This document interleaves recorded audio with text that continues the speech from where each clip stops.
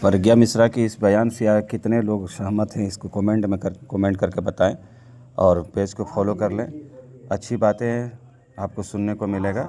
ये देख लीजिए प्रज्ञा मिश्रा अज़ान पर कितनी खूबसूरत बातें कही हैं और नफ़रती चिंटू के लिए एक सबक है। आप ज़रूर इसको शेयर करें। तो में लाउड स्पीकर से तेज आवाज में हो रही नमाज का विरोध हो रहा है। तो क्या आपने कभी सोचा है कि नमाज में लाउड स्पीकर्स की जरूरत क्यों पड़ी? मस्जिदों में मीनारें क्यों होती हैं? किसके कहने पर नमाज लाउड स्पीकर से अदा की जाने लगी? आज का वीडियो इसी विषय पर, इसीलिए वीडियो पूरा देखें। अधकचरा ज्ञान खतरनाक होता है, इसीलिए चलिए शुरू से शुरू करते हैं। दोस्तों, कुछ लोग नमाज को ही अजान कहते हैं, जबकि नमाज के लिए लोगों को जोर जोर से बुलाने को ही अजान कहा जाता है। जो व्यक्ति नमाज पढ़ाता है उसे मुअज्जिन कहा जाता है। मुअज्जिन हर दिन 5 वक्त अजान देता है। मुअज्जिन उसी को बनाया जाता है जो मीठी मीठी आवाज में जोर जोर से आवाज लगा पाता हो।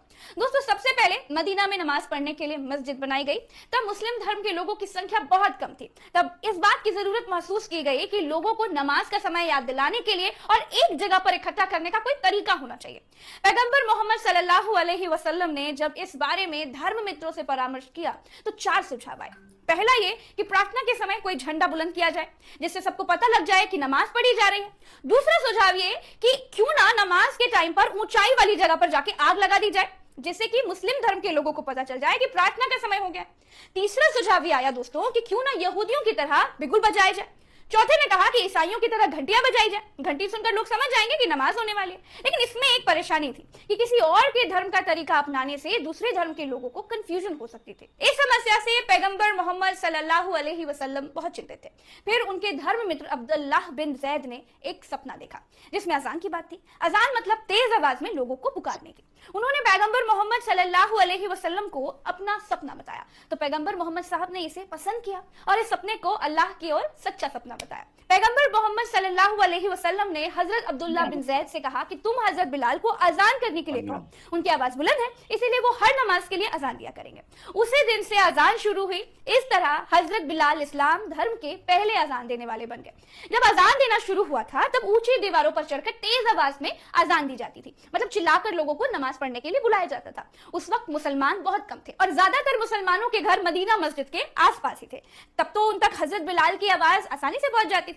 बाद में जब लोगों ने इस्लाम धर्म को अपनाना शुरू कर दिया और मुसलमानों की आबादी बढ़ने लगी, तब अजान के लिए तब के आर्किटेक्ट लोगों ने मस्जिदों में मीनारें बनानी शुरू कर दी। मीनारों से ऊंचाई मिल जाती थी और ऊंचाई से लोगों को पुकारा जाने लगा। मीनार ऐसे बनाई जाती थी कि उस पर चढ़कर जोर से बोलने पर आवाज गूंजती थी और लोगों को याद आ जाता था कि नमाज का वक्त आ गया है, चलो मस्जिद चला जाए।